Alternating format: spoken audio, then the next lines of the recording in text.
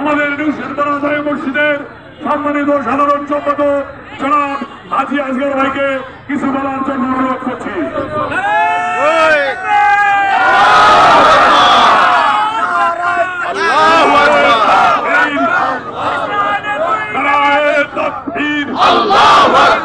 আল কোরআনের আলো দুনিয়ার মুসলিম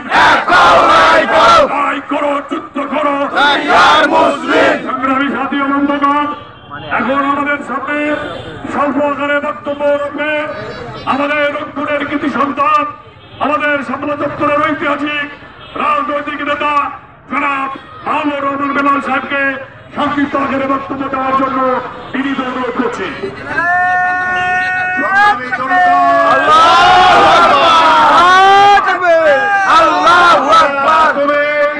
আমরা প্রথমেই স্লোগান তুলছি, যে স্লোগানটা তোলা উচিত। আপনারা ইতিমধ্যে জানেন যে এই বর্বর ইহুদিরা, এই বর্বর নৃশংস পশু নেতানিয়াহু আজকে ফিলিস্তিনে সেই বৃদ্ধ যুবক শিশু সবাইকে, নারী সবাইকে গণহত্যা করছে, চরমভাবে নির্যাতন নিপীড়ন করছে। তাই আমাদের প্রথম কথা হলো অবিলম্বে ফিলিস্তিনে গণহত্যা বন্ধ করতে হবে। এই পশু, এই বর্বর নেতানিয়াহুকে অবিলম্বে গ্রেফতার করে বিশ্ব আদালতে তার বিচার করতে হবে।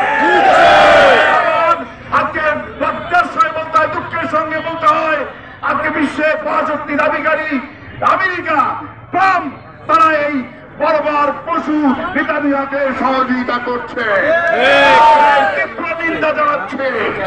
অবিলম্বে জাতিসংঘের মাধ্যমে যুদ্ধ বন্ধ করে ফিলিস্তিনের পূর্ণ স্বাধীনতা দাবি করছে। একটা কথা বলি, শুধু প্রতিবাদ করলে হবে না, সারা বিশ্বে প্রতিবাদ হচ্ছে। আপনারা জানেন বাংলাদেশে কয়েকদিন আগে সারা বিশ্বের মধ্যে সর্বাধিক 10 লক্ষ লোকের সমাবেশ বিক্ষোভ হয়েছে, বলেন ঠিক কিনা? সারা বিশ্বে বিক্ষোভ চলছে, তারপরে বর্বরতা বন্ধ হচ্ছে না, যুদ্ধ বন্ধ হচ্ছে না। এটা বন্ধ করার জন্য একটাই উপায়, বিশ্ব মুসলিমকে ঐক্যবদ্ধ হয়ে ওই ইসরায়েলের সন্ত্রাসী রাষ্ট্রকে উৎখাত করতে হবে। ইসরায়েলকে উৎখাত করার জন্য জিহাদে যেতে আপনার রাজি আছেন কি? মনে রাখবেন, মুসলমানদের সংবিধান আল কোরআন, আমাদের পথ হলো জিহাদের পথ, জিহাদের মাধ্যমে মুক্তি আনবে ইনশাআল্লাহ।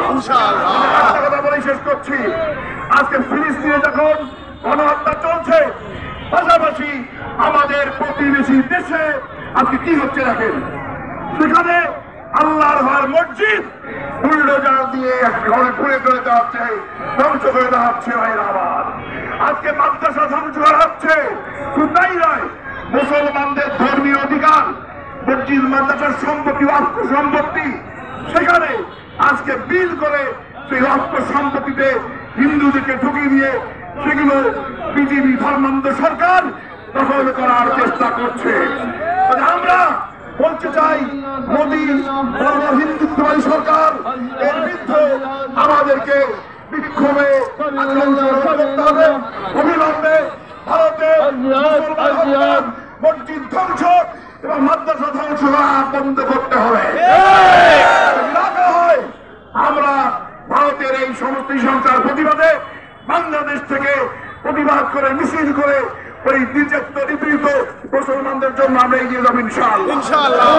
আল্লাহ সবাইকে তৌফিক দান করুন, আমাদের ঐক্যবদ্ধ হয়ে এই বিশ্ব মুসলিম নির্যাতনের বিরুদ্ধে আওয়াজ তুলতে পারি। মনে রাখবেন, জিহাদ ছাড়া, মুসলমান ঐক্য ছাড়া মুসলমানদের বাঁচার কোনো পথ নাই।